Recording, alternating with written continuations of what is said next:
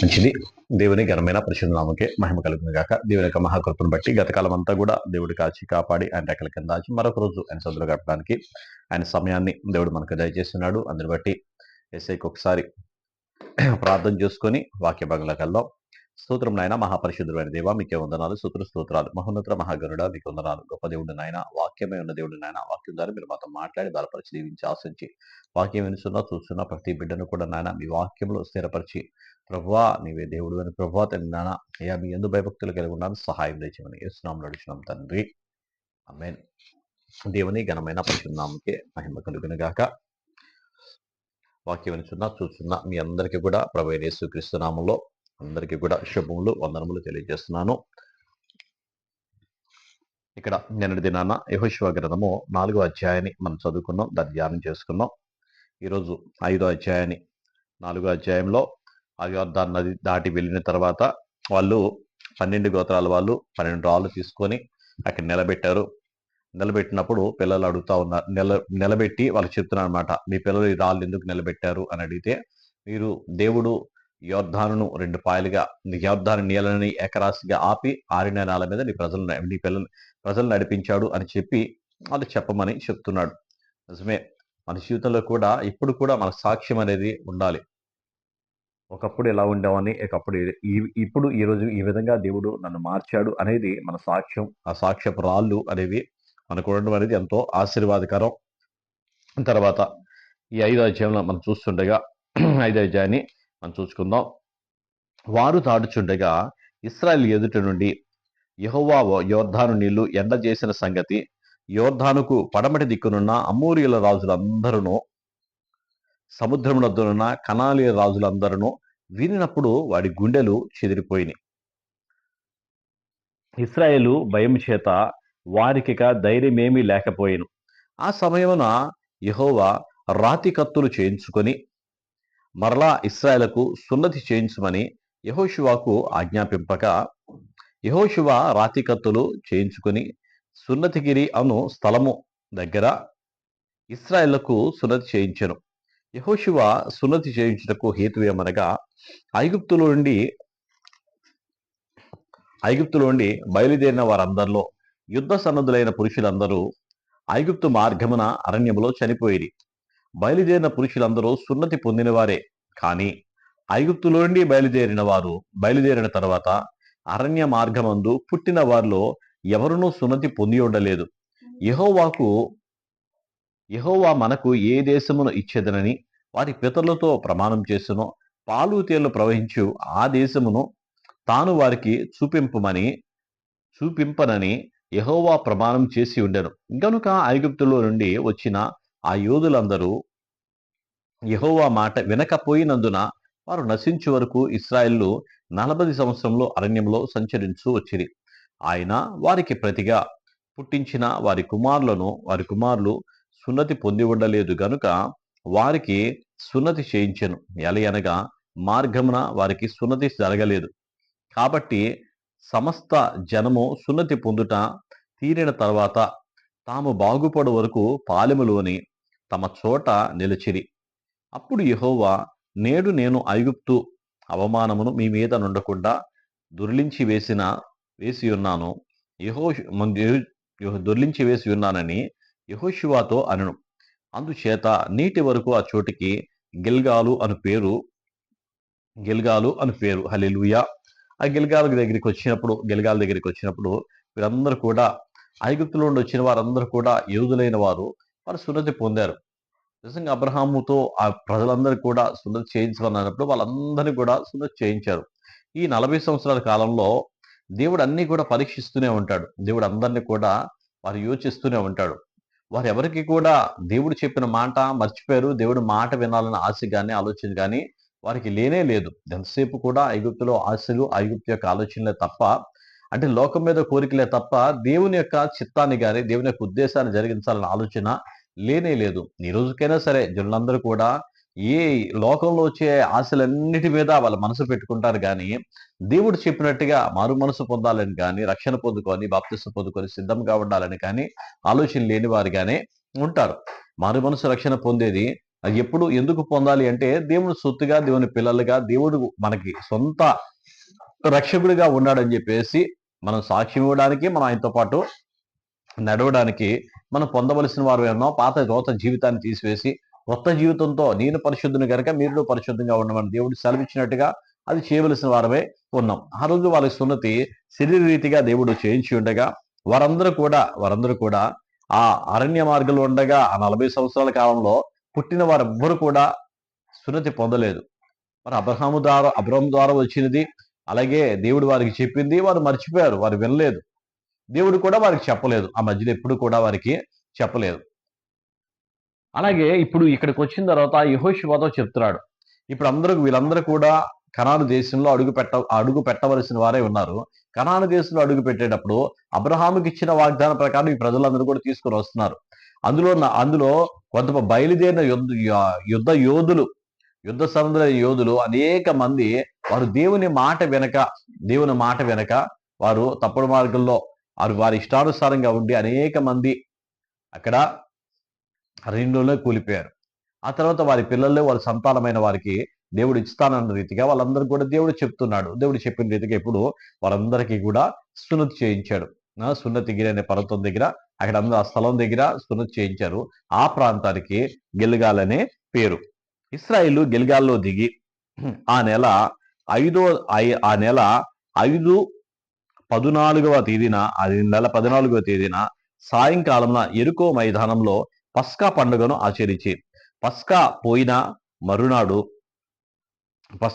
మరునాడు వారు ఈ దేశపు పంటను తినిరి.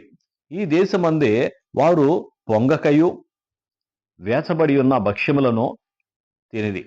మరునాడు వారు ఈ దేశపు పంటను తినుచుండగా మన్నా మానిపోయిను. అటు తర్వాత ఇశ్రాయేలుకు మన్నా దొరకకపోయిను. ఆ సంవత్సరమున వారు కనాను దేశపు పంటను తినిరి. హల్లెలూయా. ఇక్కడ గిల్గాల్లో దిగిన తర్వాత వారు పస్కా పండుగ అయిన తర్వాత ఎరుకో మైదానంలో పస్కా పండుగ చేసుకున్న తర్వాత ఆ పస్కా పోయిన మరునాడు వారు ఆ దేశంలో ఉన్న పంటను తిన్నారంట. ఆ పంట తిన్న తర్వాత ఆ పంటలో వచ్చిన ఆహారం చాలా రోజుల తర్వాత వారు ఈ లోకంలో ఉండే ధాన్యాన్ని ఆహారంగా వారు తీసుకున్నారు. ధాన్యంగా వారు ఆహారంగా తీసుకున్నది మొదలు ఇక మన్నా ఆగిపోయింది. మన్నా ఇక కురవడం అనేది ఆగిపోయింది. వీరందరూ కూడా యోర్దాను దాటారు, కనాను దేశంలోకి అడుగు పెట్టారు. కనాను దేశంలో దేవుడిచ్చిన మాట ప్రకారం అడుగు పెట్టారు. యోర్దాను యువతలంతా కూడా ఉన్న ప్రాంతం అంతా వేరు, యోర్దాను అవతల ఉన్న ప్రాంతం అంతా కూడా కనాను దేశం, దేవుడు ఇస్తానన్న దేశం. ఇప్పుడు దాన్ని అంతా కూడా స్వాధీనపరచుకోవాలి. ఆ ప్రాంతం అంతా కూడా స్వాధీనపరచుకోవాల్సిన వారై ఉన్నారు. వాళ్ళందరూ కూడా స్వాధీనపరచుకోవడానికి ఆ ప్రాంతం అంతా ఎవరిది అంటే దేవునిది. దేవుడు ప్రేమించిన స్థలం, దేవుని యొక్క నివాస స్థలం అదై ఉండగా ఆ ప్రజలకు ఇచ్చి ఉండగా ఆ ప్రజలందరూ కూడా దేవునికి నివాసం ఇవ్వాల, దేవునికి స్థలం ఇవ్వాల, దేవునికి చోటు ఇవ్వకుండా వారి ఇష్టానుసారంగా వారు చేస్తూ ఉండగా దేవుని ఎవరైతే ప్రేమిస్తారో, దేవుని ఎవరైతే ఆరాధిస్తారో, దేవునికి ఎవరైతే విధేయులుగా ఉంటారో వారికి స్థలం ఇవ్వాలని దేవుడు నిర్ణయించుకునగా అబ్రహాము దేవునికి విధేయులుగా ఉన్నాడు, దేవుడు మాట వినేవాడుగా ఉన్నాడు, దేవుడు చెప్పినట్టుగా చేసేవాడుగా ఉన్నాడని అబ్రహాముతో దేవుడు వాగ్దానం చేశాడు. స్థలం ఎవరిది? మనం అనుకుంటాం ఈ స్థలం నాది, ఈ పొలం నాది, సర్వభూమి దేవునిది. దేవునిది అనే సంగతి మనం మర్చిపోతాం. దేవునిది అనే సంగతి మనం ఆలోచించాం. మనదే మనం ఏదో కష్టార్జితం ఉందో దాన్ని అన్ని కూడా మనం ఏదో సంపాదించి తీసుకొచ్చాడు, దాన్ని సృష్టించినట్టుగా మనం ఫీల్ అయిపోతాం. భూమి అంతా కూడా దేవునిదే, సర్వభూమి కూడా ఆయనదే. ఆయన ఇష్టం అది ఎవరికి ఇస్తారో, అది ఎవరికి ఇచ్చాడు? అబ్రహాంకి ఇచ్చాడు. ముందు వాళ్ళకి ఇచ్చాడు, కానీ వాళ్ళు దేవుని మహిమపరచలేదు, దేవుని కొనియాడలేదు, దేవునికి విధేయత చూపించలేదు, దేవుడు చెప్పినట్టుగా వారు చేయలేదు. కాబట్టి వారి దగ్గర తీసేసి ఇప్పుడు అబ్రహాము సంతానమైన ఇశ్రాయేలుకి దేవుడు దాన్ని ఇస్తున్నాడు. ఈ రోజుకైనా అదే పరిస్థితి. ఈ రోజుకైనా ఇశ్రాయేల్ ప్రజలందరూ కూడా ఇప్పుడు మరలా కొత్తగా చెప్తున్నాడు, మ్యాప్ అంతా కూడా మార్చాలి. ఆ ప్రాంతం మధ్యప్రాచ్యం అంతా కూడా మ్యాప్ మార్చాలంటే దేవుడు ఆ రోజు వాళ్ళకి ఏదైతే మ్యాప్ లో ఇచ్చాడో, ఏదైతే ఏ ప్రాంతం అయితే ఇచ్చాడో ఆ ప్రాంతంలో ఉన్న ప్రతి స్థలము అన్ని కూడా వాళ్ళలో కలవలసిందే, అదంతా కూడా జరగాల్సిందే. అది జరిగేంత వరకు కూడా ఆ యుద్ధం ఏం ఆగదు, యుద్ధం జరుగుతూనే ఉంటది. మధ్యప్రాచ్యంలో జరుగుతున్న ప్రతి పరిస్థితి కూడా నెతన్యాహు చెప్పింది అదే. ఇప్పుడు ఆ మ్యాప్ అనేది మార్చాలి అని అన్నాడు. ఆ తర్వాత వాళ్ళకి మన్నా అనేది దొరకకపోయాను. 13వ వచనంలో యెహోషువ యెరికో ప్రాంతంలో ఉన్నప్పుడు అతడు కన్నులెత్తి చూడగా దూసిన కత్తి చేత పట్టుకొని ఉన్న ఒకడు అతని ఎదుట నిలిచి ఉండరు. యెహోషువ అతని యొద్దకు వెళ్ళి, నువ్వు మా పక్షమున ఉన్నవాడవా, మా విరోధుల పక్షమున ఉన్నవాడవా అని అడగగా అతడు, కాదు, యెహోవా సేనాధిపతిగా నేను వచ్చి ఉన్నాను అనెను. యెహోషువ నేల మట్టుకు సాగిలపడి నమస్కారము చేసి, నా ఏలినవాడ తన దాసునికి సెలవిచ్చున్నదేమనగా ఏమని అడిగాను. అందుకు యెహోవా సేనాధిపతి, నీవు నిలిచి ఉన్న ఈ స్థలము పరిశుద్ధమైనది, నీ పాదరక్షలను తీసివేయమని యెహోషువతో చెప్పగా యెహోషువ అలాగో చేసెను. హల్లెలూయా, హల్లెలూయా. ఇప్పుడు కన్నులెత్తి చూడగా యెహోషువ ఆ రోజు కన్నులెత్తి మోషే చూశాడు. ఆ రోజు కన్నులెత్తి మోషే చూడగా దహించున్న ఒక చెట్టు, దహించబడుతున్న చెట్టు కనబడుతుంది. ఎంతసేపటికి అది ఆరిపోలేదు. ఇప్పుడు కూడా ఆయన దూసిన ఖడ్గమును చేత పట్టుకొని ఆయన అక్కడ నిలబడగా ఈయన వచ్చి సాగిలపడి ఆయన దగ్గరికి వచ్చి అడుగుతున్నాడు, నువ్వు మా పక్షాన ఉన్నవాడవా, విరోధుల పక్షాన ఉన్నవాడవా అని అడుగుతుండగా ఆయన అన్నాడు కదా, నేను యెహోవా సేనాధిపతిని. ఆయన సైన్యములకు అధిపతి, ఆయన సైన్యానికి అధిపతి, సైన్యములకు అధిపతి యెహోవా అని ఆయనకి పేరు. ఇప్పుడు నేను యెహోవా సేనాధిపతిని అనగానే సాగిలపడి నమస్కరించి, నా ఏలినవాడా, నీ దాసునికి ఏదన్నా సెలవిస్తున్నావా, ఏదైనా చేయమని అంటావా అంటే, ఈ స్థలం పరిశుద్ధ స్థలం. ఆ రోజు మోషేతో కూడా అదే అన్నాడు, ఈ స్థలం పరిశుద్ధ స్థలం అని. ఆ రోజు దేవుడు ఆ మండుస్తున్న పొదలోండి దేవుడు మాట్లాడాడు. ఇప్పుడు వచ్చి ఈ కనాను దేశంలో వీరి పక్షాన నిలిచి ఈ రోజు కూడా అది చెప్తాడు, ఈ స్థలం పరిశుద్ధ స్థలం, నువ్వు చెప్పులు విడువు అని చెప్పేసి. చాలా మంది చెప్పులు వేసుకొని దేవుని సందులోకి వెళ్తారు. నాకెందుకు అనిపిస్తుంది, ఆ స్థలం దేవుని మందిరం. మన పాదంతో సహా మన ఒంటి స్పర్శ అంతా కూడా దేవుని ఆత్మతో నింపబడాలి, దేవుని శక్తితో నింపబడాలి. దేవుని ఆ యొక్క శక్తి మనందరూ కూడా కమ్ముకోవాలి. సాక్సులు వేసుకోనో, చెప్పులు వేసుకోనో, బూట్లు వేసుకోనో దేవుని సందులో ఆ ప్రాంతంలో ఉండడం అనేది అది రైట్ కాదనేది నా ఉద్దేశం. ఇక్కడ కూడా యెహోషువతో అదే చెప్తున్నాడు, మోషేది కూడా అదే చెప్తున్నాడు. అది పరిశుద్ధ స్థలం కాబట్టి నీ చెప్పులు విడితే మహిమ నిన్ను తాకిద్ది. నీ అరకాలకు కూడా ఏది అడ్డుండకూడదు అనేది దేవుని యొక్క ఉద్దేశం, దేవుని యొక్క ఆశ, ఆలోచన. దేవుని ఆత్మచేత నింపబడాలి. యెహోషువతో చెప్పగా యెహోషువ అలాగూ చేశాడు. చెప్పులు విడిచాడు దేవుని సద్దులో. అది పవిత్ర స్థలంలో పవిత్రత అంతా కూడా, పరిశుద్ధ అంతా కూడా మనం తాకున్నట్లుగా, మనందరూ కూడా ఆయన ఆత్మతో నింపబడినట్టుగా, ఆయన ఆత్మాభిషేకం మన మీద ఉన్నట్లుగా ఆ ప్రజలందరూ కూడా సున్నతి పొందారు. ఇప్పుడు వాళ్ళు పవిత్రపరచబడుతున్నారు, దేవుని ఆత్మతో నింపబడుతున్నారు. దేవుడి మాటలు దీవించి ఆశ్రయించును గాక. దేవుని కృప మనకి తోడే ఉండి నడిపించును గాక. ప్రార్థన చేసుకుందాం. స్తోత్రం నాయన, మహాపరిశుద్ధుడైన దేవ, మీకే వందనాలు, స్తోత్రాలు. మహోన్నత, మహాగరుడ, గొప్పవాడ, జీవం గల మా తండ్రి, జీవాధిపతి, మీకు స్తోత్రాలు చేస్తూ మీరే మహిమ పొందండి. దయతో జ్ఞాపకం చేసుకుని ప్రభా వాక్యం చూస్తున్న ప్రతి బిడ్డను కూడా దీవించండి, ఆశించండి. ప్రభా 40 సంవత్సరాలు వారు నాయన ప్రభా అరణ్యంలో ఉన్నారు, కానీ నాయన అయా అబ్రహాం చెప్పినట్టుగా ప్రభు వారు ఎవరు సున్నతి పొంది ఉండలేదు నాయన. వారి మనసంతా కూడా నాయన ఐగుప్తు ఆశల మీద ఉంటుండగానైనా వారెవరు కూడా నాయన కనాన్లో అడుగు పెట్టకుండానే ప్రభు వారందరూ అరణ్యం కూలిపోయారు నాయన. వారి పిల్లలు వాళ్ళ సంతానమైన ప్రభు అయా అబ్రహాం ఇచ్చిన వాగ్దానం ప్రకారం నాయన కనాను దేశంలో అడుగు పెట్టడానికి నాయన మీరు ఇచ్చిన అవకాశాన్ని పెట్టినైనా వారందరికీ నాయన మొట్టమొదటి చెప్తుంది ప్రభు, సున్నతి పొందమని. నీ ప్రజలుగా, నీ బిడ్డలుగా ప్రభు, నీ రాజ్యవాసులుగా దాన్ని స్వాధీనపరచుకోవాలంటే ప్రభు అయా తండ్రి నాన్న సున్నతి పొందాలి. అయా మారు మనసు పొంది హృదయానికి సున్నతి చేసుకొని ప్రభా, అయా మారు మనసు సాక్షిని అనుభవం పొందుకొని ప్రభా మీకు వద్దేలాలైనా మీకు స్తోత్రం నాయన. అలాగే తండ్రి యేసయ్య మీకు వారందరూ చేశారు నాయన ప్రభా. ఆ రోజు నాయన ప్రభా వారందరూ కూడా నాయన ఆ కనాను దేశంలోని ఆయా పంటను తినివంటిగా నాయన ఆ రోజు నుండి నాన్న మన్నా కొరడం ఆగిపోయింది ప్రభా. తండ్రి మీకే వందనాలు, స్తోత్రాలు. దేవదేవుడా మీకు వందనాలు.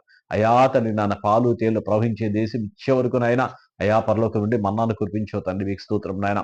పాలు తేళ్లు ప్రవహించే దేశం ఇచ్చినానా ఆ దేశపు పంటను ప్రభా మీరు తినడానికి నాయన చూపిన కృపను బట్టి మీకు వందనాలు. అలాగే నాయన యెహోషువ నాయన అయా కన్నులెత్తి చూడగా నాయన అయా యెహోవా సేనాధిపతి అయిన అయా సైన్య యెహోవా మా తండ్రి మా ప్రభువా అయ్యా మీరు దర్శించిన ఆయన, అయ్యా నువ్వు మా పక్షాన ఉన్నావు, విరోధుల పక్షాన ఉన్నావంటే నేను దూసిన ఖడ్గం చేత పట్టుకున్న అయ్యా తండ్రి మీకు స్తోత్రం నాయన. అయ్యా తండ్రి నేను సైన్యములకు అధిపతి యెహోవా అన్నాడు తండ్రి మీకు స్తోత్రం నాయన. అప్పుడు సాగిలపడి నీ దాసునికి ఏం సెలవిస్తున్నట్టే ఈ స్థలం పరిశుద్ధ స్థలం అని ప్రభావ మీరు సెలవిచ్చున్నాయన. ఆనాడు మోషేతో అదే సెలవిచ్చాను ఆయన. అయ్యా మోషేతో అదే మాట చెప్పినాను. ఇశ్రాయేలు ప్రజలందరినీ కూడా నాయన బానిసత్వంలో విడిపించాను నాయన. ఈరోజు యెహోషువ చెప్పిన ఆయన అయా కనాడు దేశాన్ని వారు స్వాధీనపరుస్తూ తండ్రి మీకు స్తోత్రం నాయన. ఆది నీవే అంతము నీవే నాయన. ప్రభువా తండ్రి మీకే వందనాలు స్తుతులు స్తోత్రాలు చేస్తూ మీరే మహిమ పొందండి. కృపతను బదులు చేసి వాక్యం చూస్తున్న ప్రతి బిడ్డను కూడా దీవించి ఆశించి సహాయం దయచేయమని యేసునామములో అడుగుచున్నాను తండ్రి. నేను అందరికీ కూడా ప్రభు యేసుక్రీస్తు నామములో అందరికీ కూడా వందనాలు.